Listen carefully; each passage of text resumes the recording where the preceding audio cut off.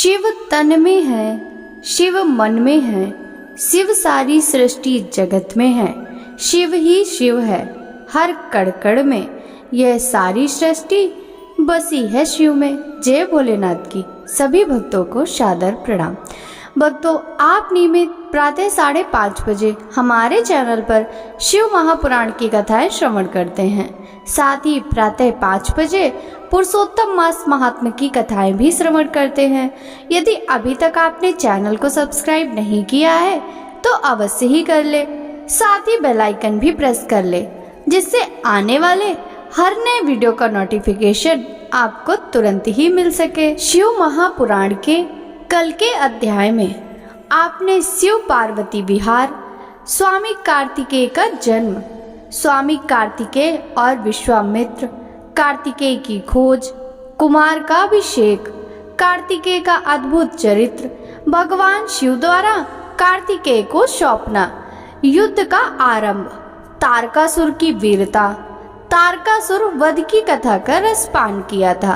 भक्तों, आज के इस अध्याय में बाड़ासुर और दैत्य प्रलंब का वध, कार्तिकेय का कैलाश गमन, पार्वती द्वारा गणेश की उत्पत्ति, शिवगणों का गणेश से विवाद, शिवगणों से गणेश का युद्ध, गणेश जी का सिरोच्छेदन, पार्वती जी का क्रोध एवं गणेश को जीवन दान, गणेश गौरव, गणेश चतुर्थी व्रत का वर्णन, पृथ्वी परिक्रमा का आदेश, गणेश विवाह व कार्तिकेय का रुष्ट होने की कथा का रसपान करेंगे।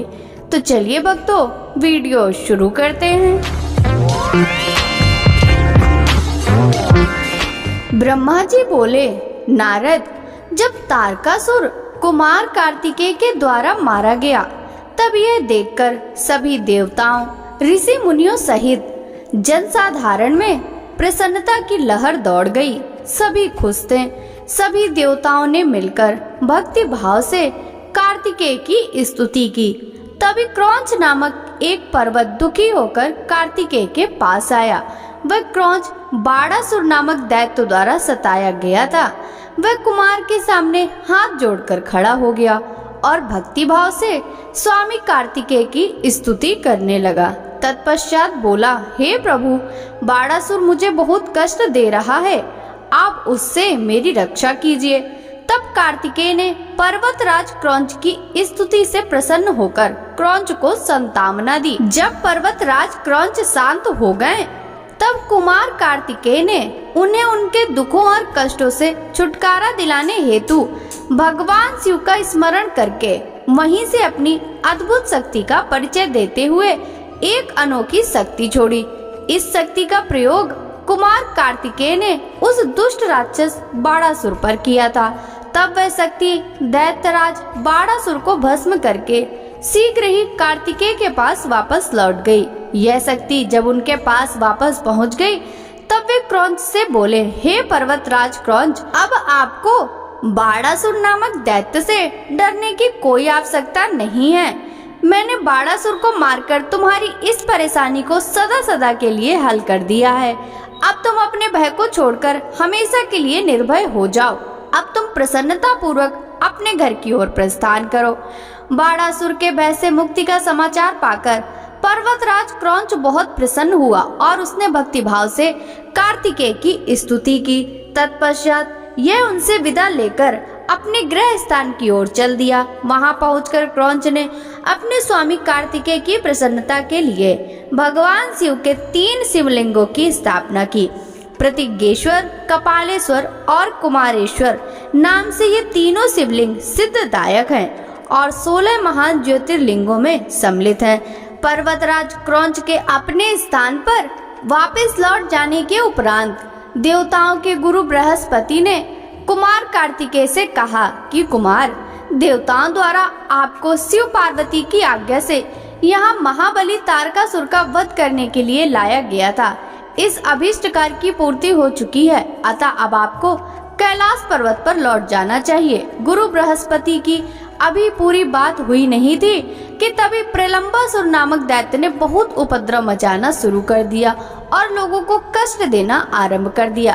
तब शेष जी के पुत्र कुमुद दुखी अवस्था में कुमार कार्तिकेय के पास गए। वहां आकर कुमुद ने कार्तिकेय की स्तुति की और कहा, हे प्रभु, मैं आपकी शरण में आया हूँ। हे गिरिजा पुत्र, मुझे प्रलंबासुर की प्रताड़ना से मुक्ति दिलाइए।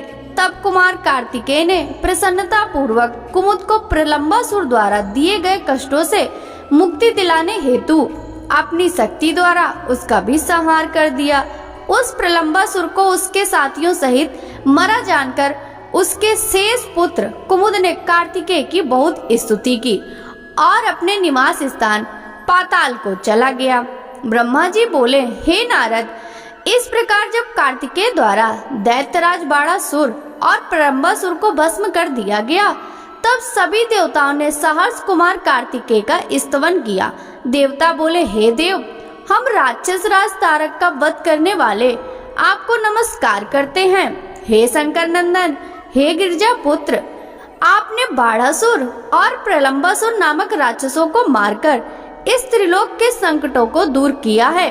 आपकी भक्ति पवित्र है तथा आपका स्वरूप विघ्नों का नाश कर अभय प्रदान करने वाला है। हम सब स्वच्छ मन से आपकी स्तुति करते हैं। आप हमारी इस स्तुति को स्वीकार करें। कुमार, हम आशा करते हैं कि आप इसी प्रकार सदैव हमारे कष्टों और संकटों को दूर करने में हमारी सहायता करेंगे। देवताओं द्वारा की गई इस अनन्य स्तुति को सुनकर कुमार कार्तिकेय का हृदय प्रसन्नता से खिल उठा। उन्होंने सभी देवताओं को सहर्ष उत्तम वरदान प्राप्त किए तथा भविष्य में सदैव सहायता करने का उन्हें वचन दिया। पर्वतों द्वारा की गई स्तुति से प्रसन्न होकर कार्तिकेय बोले, हे भूधरो, आप सदा से उत्तम और श्रेष्ठ हैं। आज से आप सभी साधु संतों और तपस्या में लीन रहने वाले साधकों द्वारा पूजनीय होंगे। पर्वतों में श्रेष्ठ मेरे नाना हिमालय इन ज्ञानियों और तपस्वियों के लिए फलदाता सिद्ध होंगे। श्री हरि विष्णु बोले, हे कुमार, महाबली तारक का वध करके आपने इस चराचर जगत को सुखी कर दिया है। अब आप अपना पुत्र होने का कर्तव्य भी निभाएं। अब आपको अपने माता पिता भगवान शिव और पार्वती की प्रसन्नता के लिए उनके पास कैलाश पर्वत पर जाना चाहिए। तत्पश्चात कुमार सभी देवताओं के साथ दिव्य विमान में बैठकर अपने माता पिता के पास कैलाश पर्वत की ओर चल दिए। वे सब आनंद ध्वनि करते हुए भगवान शिव के पास पहुँचे। विष्णु जी सहित सभी देवताओं ने त्रिलोकीनाथ भगवान शिव को प्रणाम करके उनकी स्तुति की। कुमार कार्तिकेय ने भी माता पिता की सेवा भाव से प्रणाम किया। भगवान शिव ने प्रसन्नता से अपने पुत्र का मुंह चूम लिया और बहुत स्नेह किया। देवी पार्वती ने कुमार को अपनी गोद में बिठाकर खूब चूमा। यह देखकर सभी देवता आनंद में मगन होकर शिव, पार्वती और कार्तिकेय की जय जयकार करने लगे। तत्पश्चात सभी देवताओं सहित श्री हरि विष्णु और मैंने देवाधिदेव शिव जी से जाने की आज्ञा मांगी और अपने अपने लोक को चले गए। तब भगवान शिव अपनी प्राण प्रिया देवी पार्वती और पुत्र कार्तिकेय के साथ आनंद पूर्वक कैलाश पर निवास करने लगे। सूत जी कहते हैं, कुमार कार्तिकेय के उत्तम चरित्र को सुनकर नारद जी बहुत प्रसन्न हुए और प्रसन्नता पूर्वक ब्रह्मा जी से बोले, हे विधाता, आप ज्ञान के अथाह सागर हैं तथा करुणा निदान भगवान शिव के विषय में सब कुछ जानते हैं। आपने शिव पुत्र स्वामी कार्तिकेय के अमृतमय चरित्र को सुनाकर मुझ पर बड़ी कृपा की है। भगवान, अब मैं विघ्न विनाशक श्री गणेश के विषय में जानना चाहता हूँ। उनके दिव्य चरित्र, उनकी उत्पत्ति के विषय में सब कुछ सविस्तार बताकर मुझे कृतार्थ कीजिए। मुनि श्रेष्ठ नारद के ये उत्तम वचन सुनकर ब्रह्मा जी हर्ष पूर्वक बोले, नारद, तुम गणेश की उत्पत्ति की कथा सुनना चाहते हो? इत्यो तुम्हारी प्रसन्नता के लिए मैं तुम्हें उनके जन्म के विषय में बताता हूँ। एक बार की बात है, देवी पार्वती की दो सखियां जया और विजया, जो सदा से उनके पास ही रहती थी, उनके पास आई और बोली, हे सखी, यह कैलाश पर्वत पर भगवान शिव के असंख्य गढ़ हैं। वे सदा भगवान शिव की आज्ञा का प्रसन्नता से पालन करते हैं। वे सदा भगवान शिव की आज्ञा को ही सर्वोपरि मानते हैं। इसलिए आपको भी अपने लिए किसी एक विशेष ऐसे गढ़ की रचना करनी चाहिए जिसके लिए आपकी ही आज्ञा सर्वोच्च हो और वह किसी अन्य के सामने न झुके। अपनी सखियों की बात यद्यपि पार्वती को एक बार को अच्छी लगी, परंतु अगले ही पल वे बोली कि भला मुझ में और मेरे पति में क्या भेद है। हम दोनों एक ही हैं और सभी शिवगण मुझ में और सदाशिव में कोई अंतर नहीं समझते। वे हम दोनों की आज्ञाओं का सदा ही पालन करते हैं। पार्वती जी की ये वचन सुनकर उनकी सखियां आगे कुछ ना बोली और वहां से चली गईं। एक दिन की बात है, देवी पार्वती अपने कक्ष में स्नान कर रही थी। वे नंदी को द्वारपाल बनाकर द्वार पर बैठाकर गई थी। तभी कक्ष में भगवान शिव का प्रवेश हो गया, क्योंकि नंदी अपने आराध्य शिव को अंदर जाने से रोक ना पाए। देवी पार्वती को उस समय बड़ी लज्जा महसूस हुई। इस घटना के उपरांत पार्वती को अपनी सखियों द्वारा दिए गए सुझाव का स्मरण हुआ। तब उन्होंने सोचा कि मेरा भी कोई ऐसा सेवक होना चाहिए जो कार्य कुशल हो और मेरी आज्ञा का सदैव पालन करे, अपने कर्तव्य से कभी भी विचलित ना हो। ऐसा विचार करके उन्होंने अपने शरीर के मैल से शुभ लक्षणों से युक्त उत्तम बालक की रचना की। वह बालक शोभा संपन्न, महाबली, पराक्रमी और सुंदर था। पार्वती जी ने उसे सुंदर वस्त्र और आभूषणों से विभूषित करके उसे अनेक आशीर्वाद दिए। पार्वती ने कहा कि तुम मेरे पुत्र हो, तुम्हारा नाम गणेश है। पार्वती जी के यह वचन सुनकर तेजस्वी बालक गणेश बोला, हे माता, हे जननी, आज आपने मुझे इस जगत में उत्पन्न किया है। आज से मैं आपका पुत्र हूँ। मैं आपको बारंबार नमस्कार करता हूँ। मेरे लिए अब क्या कार्य है बताइए, मैं उसे अवश्य पूरा करूँगा। तब देवी पार्वती बोली, हे पुत्र गणेश, आज से तुम मेरे द्वारपाल बन जाओ। मेरी यह आज्ञा है कि मेरे महल में मेरी अनुमति के बिना कोई प्रविष्ट ना हो। कोई कितना भी हट क्यों ना करे, तुम उसे अंदर नहीं आने देना। यह कहकर पार्वती ने एक छड़ी गणेश के हाथ में पकड़ा दी और प्रेम पूर्वक उनका मुख चूमकर अंदर स्नान करने के लिए चली गईं। गणेश सजगता से हाथ में छड़ी लेकर महल के द्वार पर पहरा देने लगे। उसी समय भगवान शिव देवी पार्वती से मिलने की इच्छा लेकर महल में आ गए। जब वे द्वार पर पहुंचे तो गणेश ने उनसे कहा, हे देव, इस समय मेरी माता अंदर स्नान कर रही हैं, अतः आप यहाँ से चले जाएं तथा बाद में आएं। यह कहकर उन्होंने भगवान शिव के सामने छड़ी अड़ा दी। चूंकि गणेश जी ने भगवान शिव को पहले कभी नहीं देखा था, इसलिए उन्हें वे नहीं पहचान सके। यह देखकर भगवान शिव को क्रोध आ गया और वे बोले, ओ मूर्ख, तू मुझको अंदर जाने से रोक रहा है। तू नहीं जानता कि मैं कौन हूँ। मैं शिव हूँ। मैं पार्वती का पति हूँ और अपने ही घर जा रहा हूँ। यह कहकर जैसे ही भगवान शिव आगे बढ़े, गणेश जी ने उन पर छड़ी से प्रहार कर दिया। यह देखकर भगवान शिव को क्रोध आ गया। उन्होंने अपने गणों को गणेश को वहां से हटाने की आज्ञा दी और स्वयं बाहर खड़े हो गए। ब्रह्मा जी बोले, नारद, शिवगण अपने प्रभु भगवान शिव की आज्ञा पाकर द्वार पर पहुंचे और द्वारपाल बने श्री गणेश को वहां से हट जाने के लिए कहा। परंतु जब गणेश ने हटने से साफ इनकार कर दिया और शिव गणों को डांटा फटकारा, तो वे भी गणेश से लड़ने लगे और बोले, ओ मूर्ख बालक, अगर तू अपने प्राणों की रक्षा करना चाहता है तो अभी और इसी वक्त महल के द्वार को छोड़कर यहाँ से चला जा, अन्यथा दंड पाने के लिए तैयार हो जा। यह देखकर गणेश को क्रोध आ गया और वे कठोरता पूर्वक शिव गणों से बोले कि तुम इसी समय यहाँ से दूर चले जाओ, वरना मेरे क्रोध को भुगतने के लिए तैयार हो जाओ। गणेश की बातें सुनकर शिवगण हंसने लगे। फिर द्वारपाल श्री गणेश को डांटते हुए बोले, मूर्ख, हम भगवान शिव के गण हैं और उनकी आज्ञा से ही तुम्हें यहाँ से हटाने के लिए बोल रहे हैं। अब तक तुम्हें बालक समझकर हम छोड़ रहे थे, परंतु तुम तो बहुत हठी बालक हो जो मानने को बिल्कुल भी तैयार नहीं हो। अभी भी कहते हैं कि शीघ्र ही यहाँ से हट जाओ, अन्यथा मार दिए जाओगे। शिवगणों के इन वाक्यों को सुनकर गणेश जी अत्यंत क्रोधित हो गए। उन्होंने शिवगणों को डांटा और धमकाकर वहां से भगा दिया। उनके इस प्रकार डांटने से शिवगण भयभीत होकर वहां से भागकर भगवान शिव के पास वापस आ गए।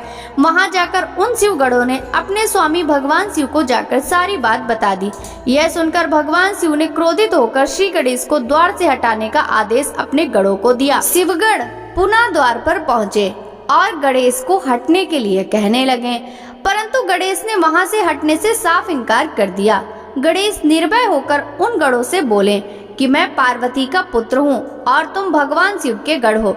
हम दोनों ही अपनी अपनी जगह अपने अपने कर्तव्य का पालन कर रहे हैं। तुम शिव जी की आज्ञा मानकर मुझे द्वार से हटाना चाहते हो, परंतु मैं अपनी माता की आज्ञा को मानते हुए बिना उनकी आज्ञा प्राप्त किए किसी को भी इस द्वार से प्रवेश करने की आज्ञा नहीं दे सकता। अतः मुझसे बार बार द्वार से हटने के लिए न कहो और जाकर अपने आराध्य स्वामी को इसकी सूचना दे दो। तब शिवगढ़ भगवान शिव के पास गए और उन्हें सब बातों से अवगत करा दिया। भगवान शिव तो महान लीलाधारी हैं, उनकी बातों को समझ पाना अत्यंत कठिन है। यह सुनकर उन्होंने अपने गढ़ों से कहा कि वह छोटा सा बालक अकेला तुम्हें डरा रहा है और तुम इतनी अधिक संख्या में होकर भी उससे डर रहे हो। जाओ, जाकर उससे युद्ध करो और उसे बंदी बनाकर द्वार के सामने से हटाकर मेरे ही सामने आना। ब्रह्मा जी बोले, नारद, जब भगवान शिव ने इस प्रकार अपने गढ़ों को आज्ञा दी कि वे द्वार पर खड़े उस गढ़ को किसी भी प्रकार से हटा दे, तब शिवगढ़ निर्भय होकर पुनः महल के द्वार पर आ खड़े हुए। उन्हें देखकर गणेश जी हंसने लगे और बोले कि तुम फिर से आ गए। तुम्हें मैंने अभी समझाया था कि मैं यहाँ से हटने वाला नहीं हूँ। मेरी माता पार्वती ने मुझे इसीलिए ही उत्पन्न किया है ताकि मैं उनकी हर आज्ञा का पालन कर सकूं। मेरे लिए उनकी आज्ञा ही सर्वश्रेष्ठ है। उनकी अवज्ञा मेरे बस में नहीं है।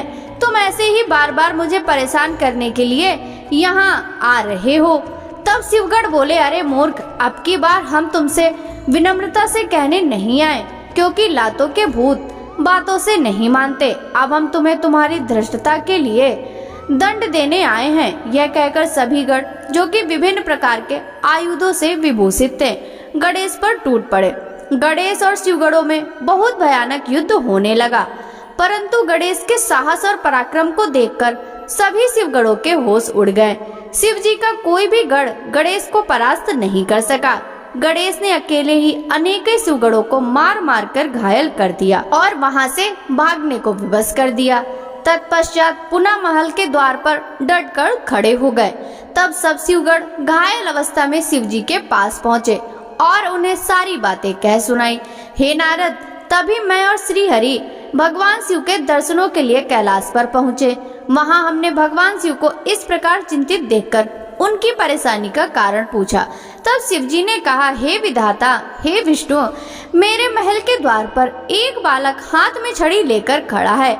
वह मुझे महल के भीतर नहीं जाने दे रहा है, अतः मैं यहाँ खड़ा हूँ। उसने मेरे गढ़ों को भी मार पीट कर वहाँ से भगा दिया।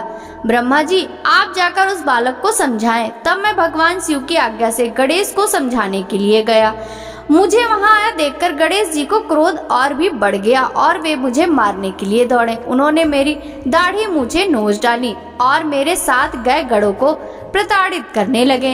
यह देखकर मैं वहां से लौट आया। भगवान शिव को मैंने सारी घटना बता दी। यह सुनकर उन्हें बहुत क्रोध आया। तब शिव जी ने इंद्र सहित सभी देवताओं, भूतों, प्रेतों और गणेश जी को द्वार से हटाने के लिए भेजा, परंतु यह सब व्यर्थ हो गया।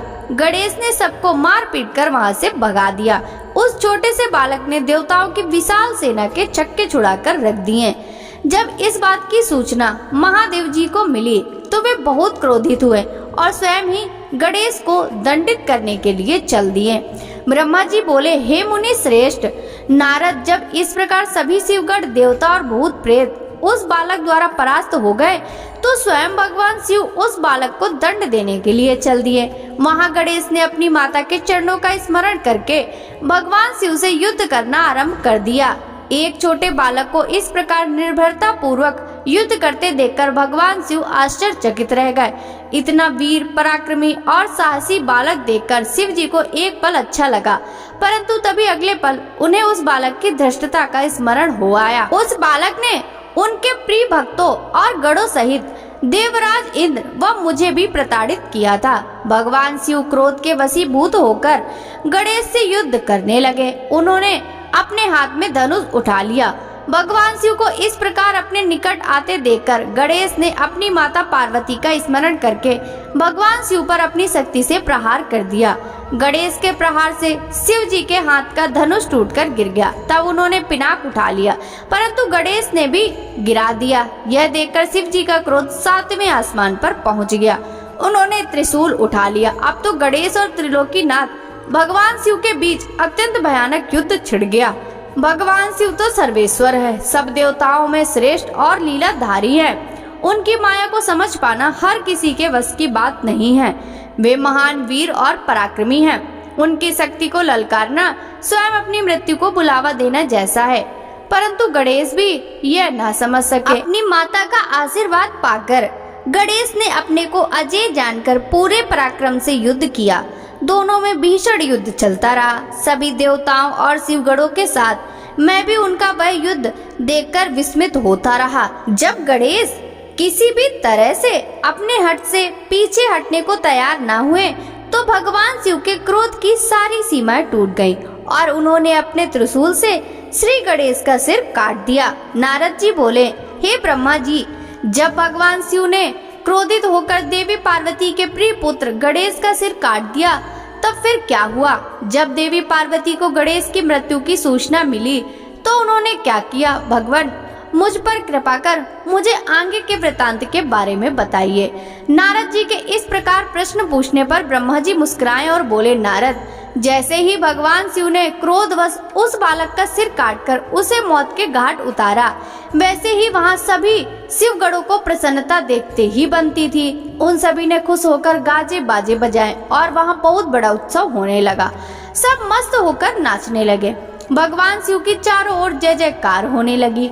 दूसरी ओर जब पार्वती स्नान कर चुकी तो उन्होंने अपनी सखी को बाहर भेजा कि वह गणेश को अंदर बुला ले, और वह जब बाहर गई तो उसने वहाँ का जो हाल देखा उसे देखकर भयभीत हो गई।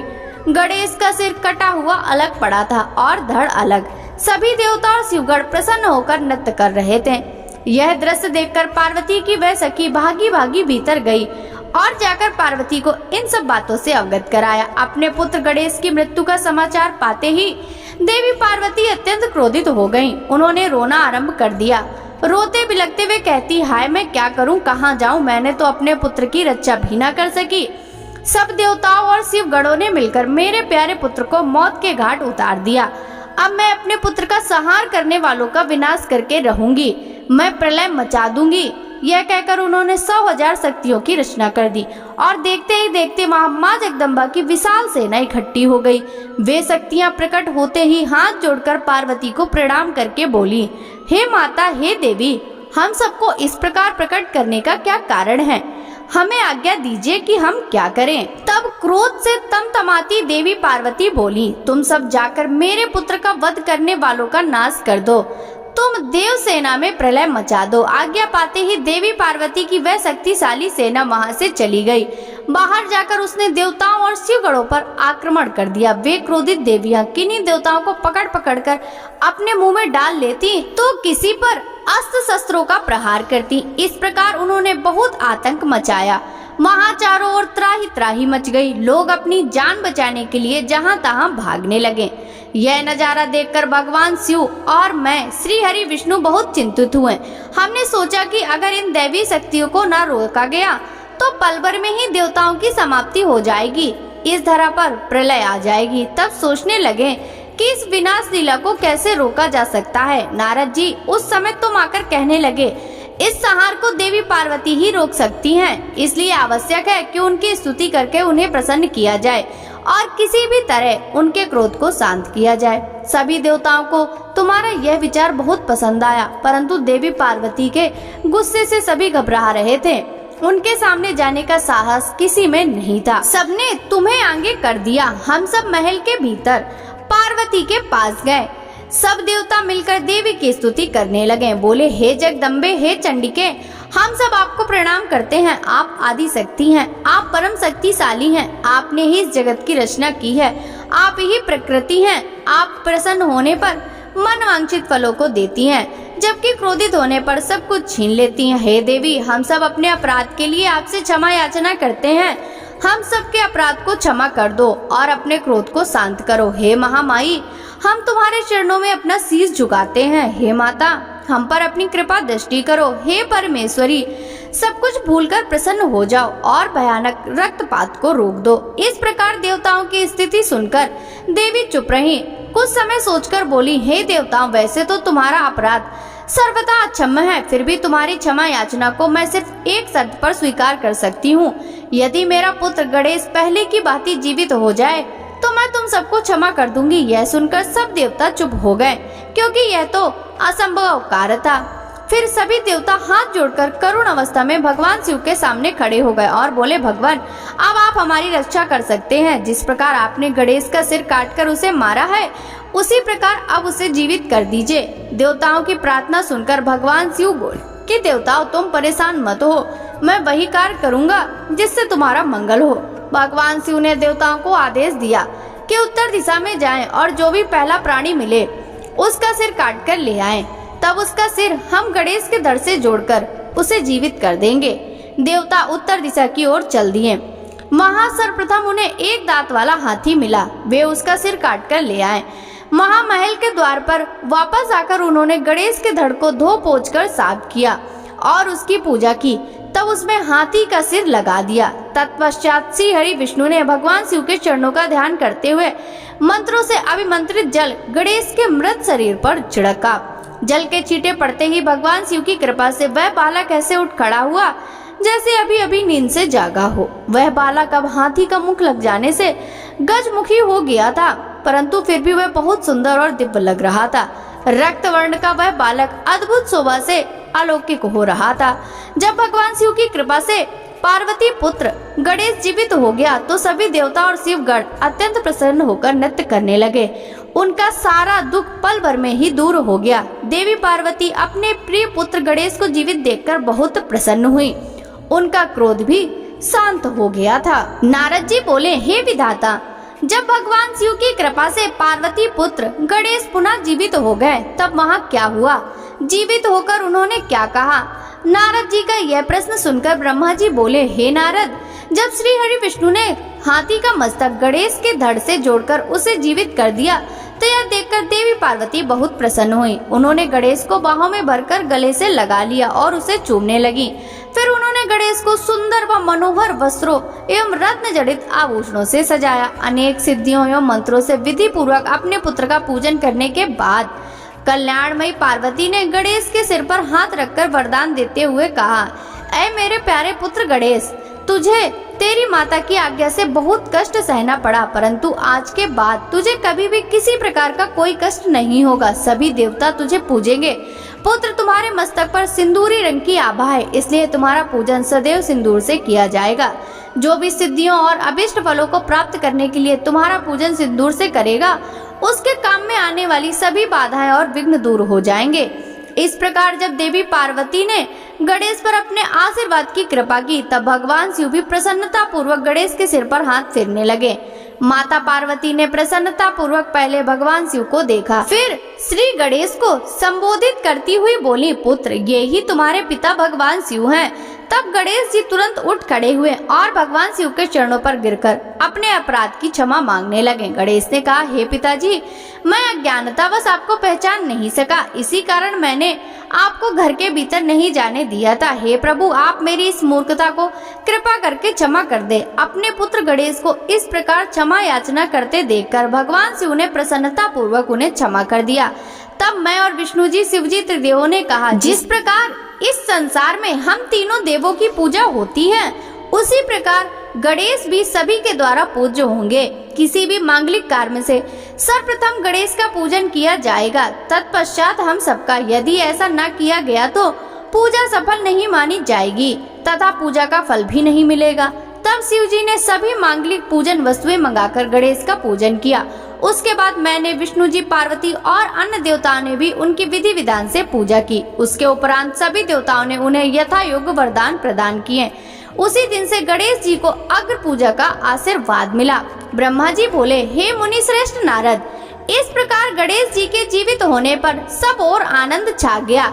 सभी बहुत प्रसन्न थे। सभी देवता उन्हें विभिन्न प्रकार के वरदान प्रदान कर रहे थे। तब ईश्वरों के ईश्वर महादेव जी भी गणेश पर अपनी विशेष कृपा दृष्टि बनाकर बोले, हे गिरजा नंदन, तुम मेरे दूसरे पुत्र हो। तुम्हें ना पहचानने के कारण तुम्हारा यह अपमान हुआ है, इसलिए मेरे भक्तों ने तुम पर आक्रमण किया, परंतु आज से कोई भी तुम्हारा विरोध नहीं करेगा। तुम सभी के पूजनीय और वंदनीय होगे। तुम साक्षात जगदम्बा के तेज से उत्पन्न होने के कारण परम तेजस्वी और पराक्रमी हो। तुम्हारी वीरता और साहस का लोहा इस संसार में हर प्राणी मानेगा। आज से तुम मेरे सभी शिवगणों के अध्यक्ष होगे। ये सभी तुम्हारे आदेशों का ही पालन करेंगे। आज से तुम गणपति नाम से जाने जाओगे। यह कहकर सर्वेश्वर भगवान शिव 2 पल के लिए मौन हुए, फिर बोले, हे गणपति, तुम्हारा जन्म भाद्रपद मास के कृष्ण पक्ष की चतुर्थी तिथि को देवी पार्वती के निर्मल हृदय से चंद्रमा के उदय के समान हुआ है। इसलिए आज से इस दिन जो भी पूरी भक्ति भावना से तुम्हारा स्मरण करके व्रत करेगा, उसे समस्त सुखों की प्राप्ति होगी। मार्गशीर्ष मास के कृष्ण पक्ष की चतुर्थी के दिन सुबह स्नान करके व्रत रखें। धातु, मूंगे या मिट्टी की मूर्ति बनाकर उसकी प्रतिष्ठा करें। तत्पश्चात मूर्ति की दिव्य गंधों, चंदन और सुगंधित फूलों से पूजा करें। रात्रि में 12 अंगुल लंबी 3 गांठ वाली 100 दूर्वाओं से पूजन करनी चाहिए। उसके बाद धूप, दीप, नैवेद्य, तांबुल, अर्घ्य देकर गणेश जी की पूजा करें। बाद में बाल चंद्रमा का पूजन करें। फिर ब्राह्मणों को उत्तम भोजन कराएं। स्वयं बिना नमक का ही खाना खाएं। इस प्रकार उत्तम गणेश चतुर्थी का व्रत करें। जब व्रत करते करते 1 वर्ष पूरा हो जाए, तब भक्ति भावना से इस व्रत का उद्यापन करना चाहिए। उद्यापन में 12 ब्राह्मणों को भोजन कराएं। व्रत का उद्यापन करते समय पहले से स्थापित कलश के ऊपर गणेश जी की मूर्ति रखें। वेदी तैयार कर उस पर अष्टदल कमल बनाकर हवन करें। तत्पश्चात मूर्ति के सामने 2 स्त्रियों एवं 2 बालकों को बिठाकर उनके विधि विधान से पूजा करें। फिर उन्हें आदर पूर्वक भोजन कराएं। पूरी रात उनका भक्ति भाव से जागरण करें। सुबह होने पर गणेश जी का पुनः पूजन करें। पूजन करने के पश्चात उनका विसर्जन कर दें। फिर बालकों से आशीर्वाद लेकर उनका स्वस्ति वाचन कराएं और व्रत को पूर्ण करने हेतु श्री गणेश को पुष्प अर्पित करें। तत्पश्चात भक्ति भाव से दोनों हाथ जोड़कर उन्हें नमस्कार करें। हे गणेश, इस प्रकार जो श्रद्धा पूर्वक उत्तम भक्ति भाव के साथ तुम्हारी शरण में आएगा और तुम्हें रोज पूजेगा, उसके सभी कार्य सफल हो जाएंगे तथा उसे सभी अभीष्ट फलों की प्राप्ति होगी। गणेश का पूजन सच्चे मन से सिंदूर, चंदन, चावल वर्क और केतकी के फूलों से करने वाले के सभी विघ्नों और क्लेशों का नाश हो जाएगा। उस मनुष्य के अभीष्ट कार्य अवश्य ही सिद्ध होंगे। यह गणेश चतुर्थी व्रत सभी स्त्रियों पुरुषों के लिए श्रेष्ठ है। विशेषतः जो मनुष्य अभ्युदय की इच्छा रखते हैं और उन्हें उत्तम भक्ति भावना से इस व्रत को अवश्य करना चाहिए, क्योंकि गणेश चतुर्थी का व्रत करने वाले मनुष्य की सभी इच्छाएं और कामनाएं पूरी होती हैं। इसलिए सभी मनुष्यों को इस श्रेष्ठ व्रत को पूरा करना चाहिए तथा सदैव तुम्हारी भक्ति भाव से आराधना करनी चाहिए।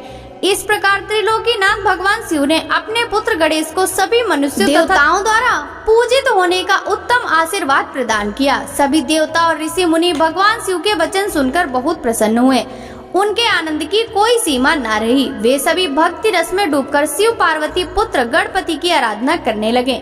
यह देखकर देवी पार्वती की खुशी की कोई सीमा न रही। वे देवताओं को अपने पुत्र गणेश का पूजन करते देख मन ही मन भगवान शिव के चरणों का ध्यान करते हुए उनका धन्यवाद करने लगी। उनका सारा क्रोध पल भर में ही शांत हो गया था। उसी समय सभी दिशाओं में सुमधुर दुदुम्बियां बजने लगी। अप्सराएं सहर्ष नृत्य करने लगी। सुंदर मंगल गान होने लगे। तब श्री गणेश जी पर आकाश से फूलों की वर्षा होने लगी। अपने पुत्र को गणाधीश बनाए जाने पर माता पार्वती फूली नहीं समा रही थी। उस समय चारों ओर उत्सव होने लगा। तत्पश्चात उस समय वहां उपस्थित समस्त देवता और ऋषि मुनि उस स्थान के निकट गए जहां भगवान शिव और देवी पार्वती अपने पुत्र गणेश के साथ विराजमान थे।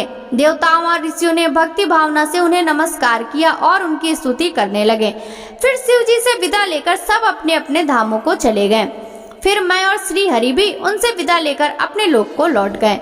जो मनुष्य शुद्ध हृदय से सावधान होकर इस परम मंगलकारी कथा को सुनता है, वह सभी मंगलों का भागीदार हो जाता है। यह गणेश चतुर्थी व्रत की उत्तम कथा पुत्रहीनों को पुत्र, निर्धनों को धन, रोगियों को आरोग्य, अभागों को सौभाग्य प्रदान करती है। जिस स्त्री का पति उसे छोड़कर चला गया हो, गणेश की आराधना के प्रभाव से पुनः उसके पास लौट आता है। दुखों और शोकों में डूबा हुआ मनुष्य इस उत्तम कथा को सुनकर शोक रहित होकर सुखी हो जाता है।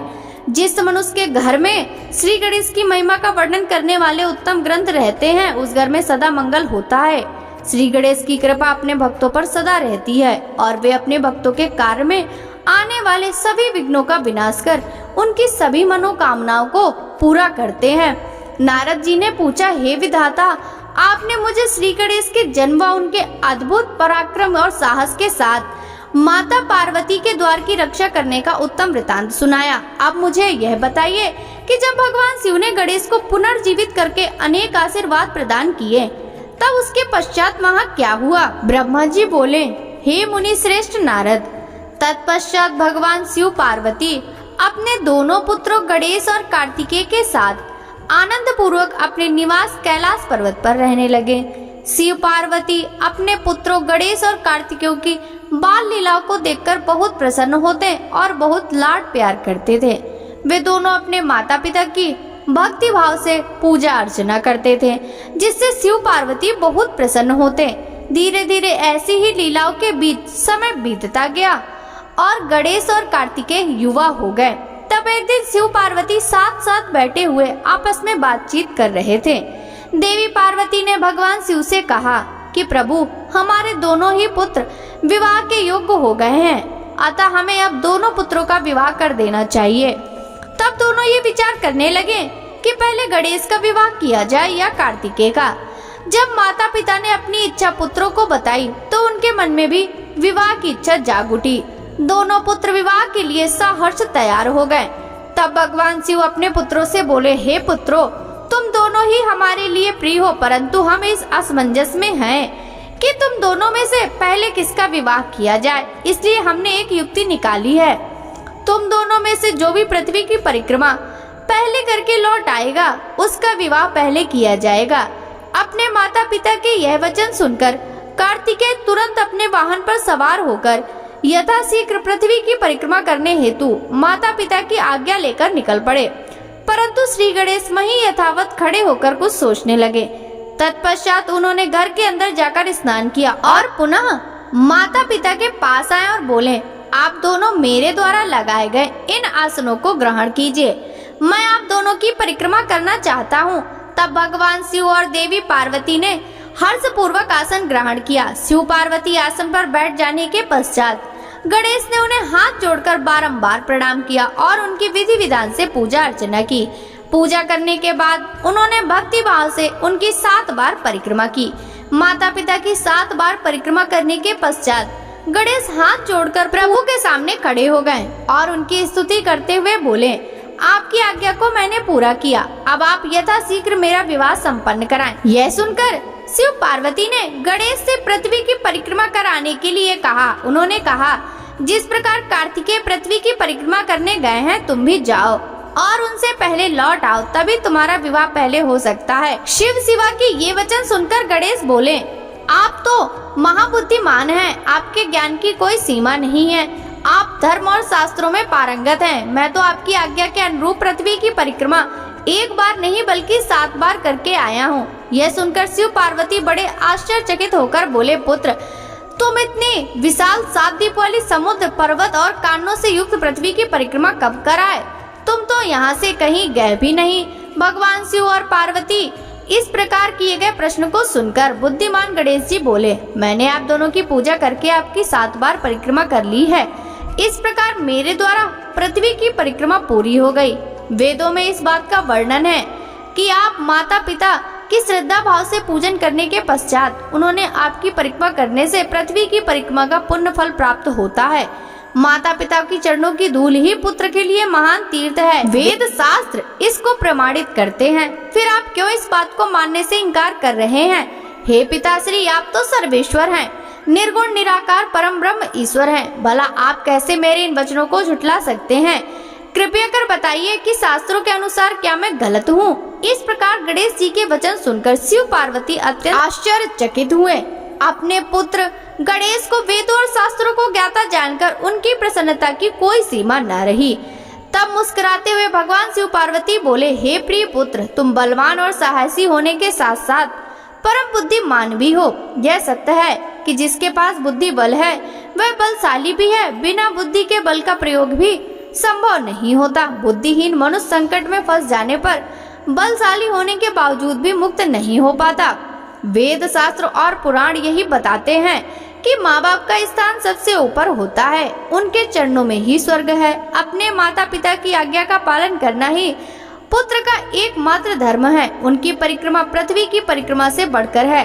अतः तुम्हारी बात सर्वथा सत्य है। तुमने कार्तिकेय से पहले ही पृथ्वी की परिक्रमा पूर्ण कर ली, अतः हमें तुम्हारा विवाह सबसे पहले और यथाशीघ्र ही करना है। जब भगवान शिव और पार्वती ने गणेश की बात का समर्थन कर उसे स्वीकार लिया, तब गिरजानंदन प्रसन्न हो गए और अपने माता पिता को प्रणाम करके वहां से चले गए। महादेव जी अपनी प्रिय पार्वती जी के साथ बैठकर इस चिंता में डूब गए कि हम विवाह के लिए वधू की खोज कहाँ करें।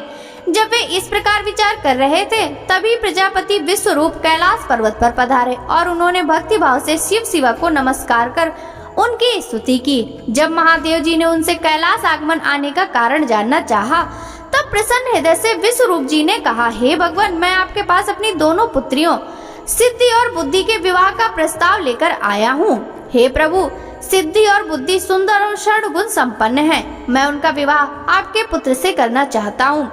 प्रजापति विश्वरूप के यह वचन सुनकर भगवान शिव और देवी पार्वती बहुत हर्षित हुए और उन्होंने उनका विवाह प्रस्ताव स्वीकार कर लिया। भगवान शिव शिवा ने अपने प्रिय पुत्र गणेश का शिव विवाह सिद्धि बुद्धि के साथ आनंद पूर्वक संपन्न कराया।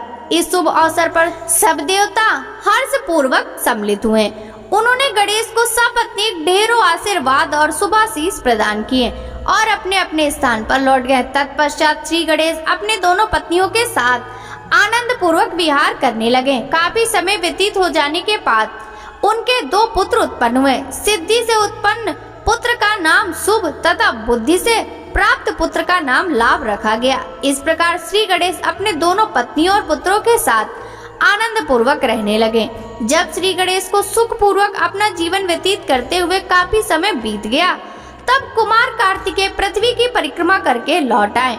वे घर पहुंचने वाले थे कि रास्ते में ही उनकी भेंट नारद तुमसे हो गई। तब तुमने कार्तिकेय से कहा कि तुम्हारे पिता ने तुमसे सौतेला व्यवहार किया है। तुम्हें पृथ्वी की परिक्रमा पर भेजकर तुम्हारे भाई गणेश का दो सुंदर कन्याओं से विवाह कर दिया। अब तो उनके दो पुत्र भी हो चुके हैं और वे आनंद पूर्वक अपना जीवन सुख से बिता रहे हैं। यहाँ तुम्हारे माता पिता ने अच्छा नहीं किया नारद। तुम्हारी ऐसी बात सुनकर कार्तिकेय क्रोध में भर गए। वे अत्यंत व्याकुल होकर अति शीघ्र घर पहुँचे। क्रोध के कारण उनका मुख लाल हो गया था। कैलाश पर्वत पर पहुंचकर उन्होंने अपने माता पिता को हाथ जोड़कर प्रणाम किया। तत्पश्चात उन्होंने अपने माता पिता से इस विषय पर अपनी नाराजगी प्रकट की। कार्तिकेय ने कहा कि आप दोनों ही अपने पुत्र को धोखे से यहाँ से भगा दिया और अपने प्रिय पुत्र गणेश का चुपचाप विवाह रचा दिया। आप दोनों ने मेरे साथ सौतेले पुत्र जैसा व्यवहार किया है। यदि आप गणेश का ही विवाह पहले करना चाहते थे तो मुझसे एक बार कहते, मैं स्वयं अपने भाई गणेश का विवाह उत्साह पूर्वक आनंद के साथ कराता, परंतु आपने छल कपट का सहारा लिया। आप सिर्फ एक ही पुत्र से प्यार करते हैं। मेरे होने ना होने का कोई फर्क ही नहीं पड़ता, अतः मैं यहाँ से हमेशा हमेशा के लिए जा रहा हूँ। अब मैं क्रौंच पर्वत पर जाकर सदैव तपस्या करूंगा। यह कहकर कुमार कार्तिकेय वहाँ से चले गए। भगवान शिव और पार्वती उन्हें समझाना चाहा, पर उन्होंने उनकी बात अनसुनी कर दी। नारद उस दिन से स्वामी कार्तिकेय कुमार नाम से प्रसिद्ध हो गए। तब से इन तीनों लोकों में उनका नाम कुमार कार्तिकेय विख्यात हो गया। कार्तिकेय का नाम पापहारी, शुभकारी, पुण्यमयी एवं ब्रह्मचर्य की शक्ति प्रदान करने वाला है। कार्तिक पूर्णिमा के दिन कृति नक्षत्र में जो भी मनुष्य स्वामी कार्तिकेय के दर्शन अथवा पूजन करता है, उसके सभी पाप नष्ट हो जाते हैं और उसे मनवांछित फलों की प्राप्ति होती है। सभी देवता और ऋषिगण भी इस दिन कार्तिकेय के दर्शन को जाते हैं। उधर कुमार कार्तिकेय के इस प्रकार नाराज हो जाने के कारण उनकी माता पार्वती बहुत दुखी थी। वे शिवजी को साथ ले क्रौंच पर्वत पर गईं। उन्हें देखकर कार्तिकेय पहले ही वहां से चले गए। तब भगवान शिव उस उत्तम स्थान पर जहां उनके पुत्र कार्तिकेय ने तप किया था, मल्लिकार्जुन नामक ज्योतिर्लिंग के रूप में स्थापित हो गए और आज भी देवी पार्वती के साथ विराजमान हैं। उस दिन से शिव शिवा दोनों अपने पुत्र कार्तिकेय को ढूंढने के लिए अमावस्या को शिव और पूर्णिमा के दिन पार्वती जी क्रौंच पर्वत पर जाते हैं। नारद, मैंने तुम्हें समस्त पापों का नाश करने वाले श्री गणेश और कार्तिकेय के चरित्र को सुनाया है। जो भी मनुष्य भक्ति भाव से इसे पढ़ता, सुनता अथवा सुनाता है, उसके सभी मनोरथ पूर्ण होते जाते हैं। यह कथा पाप नाशक, सुख देने वाली, मोक्ष दिलाने वाली एवं कल्याणकारी है, इसलिए निष्काम भक्तों को इसको अवश्य सुनना और पढ़ना चाहिए। भक्तों, आगे की कथा का वृतांत हम कल के अध्याय में श्रवण करेंगे। यदि शिव महापुराण की यह कथा आपको अच्छी लगी हो तो इस वीडियो को लाइक कर ज्यादा से ज्यादा भक्तों के साथ शेयर कीजिएगा। साथ ही कमेंट बॉक्स में हर हर महादेव लिखना बिल्कुल भी मत भूलिएगा। आपसे मिलते हैं शिव पुराण के अगले अध्याय की कथा के साथ। सभी भक्तों को हरे कृष्णा, राधे राधे, हर हर महादेव।